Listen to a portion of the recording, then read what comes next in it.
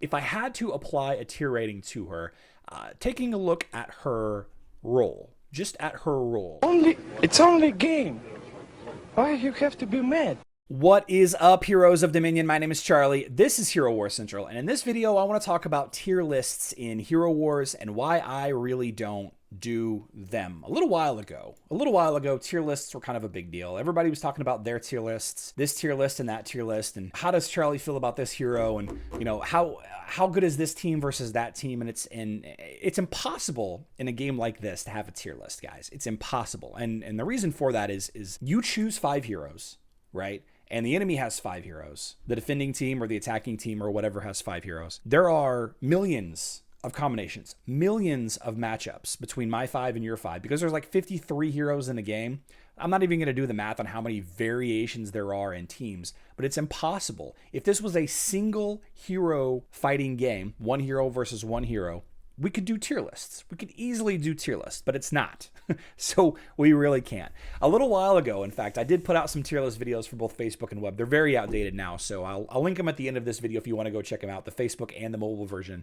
But like I said, very outdated. A lot of heroes have been updated since then. A lot of tweaks to the game has happened. A lot of changes to game activities have happened, which changes it a lot. But I got a question about Darkstar, where I feel that she fits in the overall tier of the game, and I thought that I would bust out my old tier list and discuss it. Now I have this on screen here. This is kind of the nice version of my tier lists. For long-time viewers of my channel, I had some really funny names for my tier lists, things like milk crate tier and dead battery tier and water bottle tier, new puppy tier. I had some pretty funny tier list descriptions, but this right here, this is going to be kind of how I grouped heroes back in the day, and if I had to again, this is what I would do with heroes. So whenever I take a look at a hero, and again, we're going to use Darkstar as an example since this is her hero event. Darkstar recently got a rework. Her skills were adjusted a little bit, ups and downs, and she works better in some teams than she did before, and she works worse in other teams than she did before. Taking a look back at the tier list, if she's your favorite hero, obviously she's an S tier hero. Build her in every single team that you want to build. But do I consider her a bugged hero? No, she's definitely not a bugged hero. She's good. She's good enough. A universal hero. Universal hero would be a hero that I could put into every single team, and they would provide some utility while also not slowing down your team. In the case of Darkstar, she's a physical damage dealing hero. She's a backline hero. She's a marksman / control hero. She provides some utility in her ability to disable buffing skills. The control, Darkstar pushes back the nearest enemy and forces the target to fight on her side for 5 seconds. She has the elf synergy with her violet skill, that black arrows. So she's definitely a utility hero. Like, she provides some utility. And you could build a team around her. You could build an elf team. You could build a critical hit damage dealing team like the Daredevil team that's so popular right now. You could build a lot of variety of teams around a Darkstar blender even. So does she fall into multiple categories on this list? She does. She could be a utility hero that you sub in to counter buffs. She could be like I mentioned, a team you build around. A universal hero is typically one that falls into both of those categories. So I guess you could call her a universal hero. And then the last tier, this one is kind of not that good anymore. We need to include Hydra in this into this description as well. These are heroes that are really only good in specific activities, but not so good in arena player versus player, grand arena player versus player, or guild war, crossover war player versus player. And Darkstar definitely fits in those categories, but she also fits in the other ones. So I would say that she's a pretty solid all-around hero. I would think very highly of you if you were to build a team around Darkstar. I wouldn't say that you were dumb or mistaken for doing so.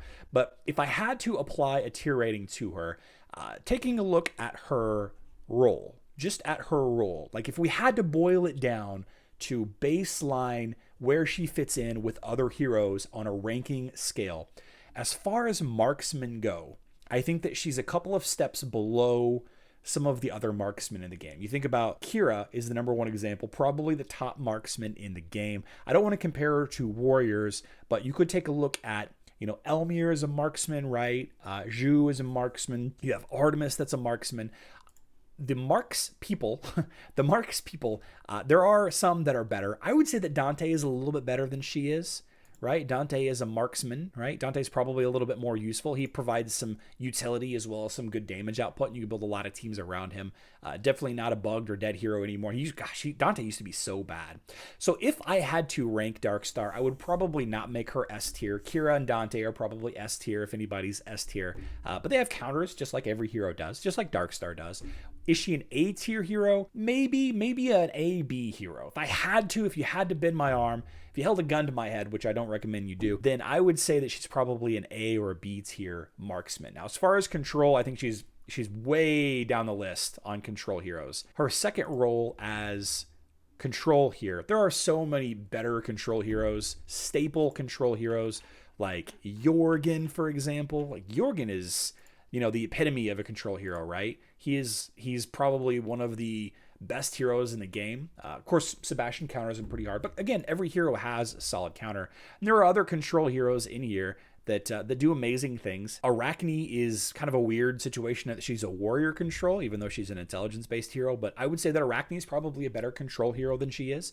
A lot of her skills are very similar to Darkstar's, and different control abilities, sure, but still pretty sought after. The reworked Phobos is, of course, mage control, I should say. Phobos has probably a more of a use case now than Darkstar does. So if we were looking at Darkstar as a marks person or a marksman or a markswoman, whatever, then I would say an A or a B tier. If we were looking at her as a control hero, I'd probably put her at C or B, B, C, B or C. So a little bit lower down. But again, guys, this is not a one hero versus one hero game. This is a 5-hero team versus 5-hero team kind of game. Impossible to group these tiers together. Impossible to categorize heroes this way.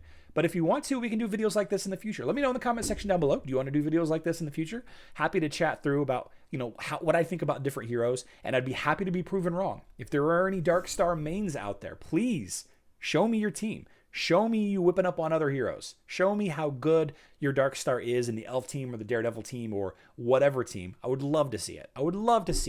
As promised, guys, on screen now is my Hero Wars mobile tier list video and my Hero Wars Facebook and web tier list video. Again, very, very outdated, guys. Very outdated, but still kind of fun to go back and look at. I love you all. Good luck in Dominion.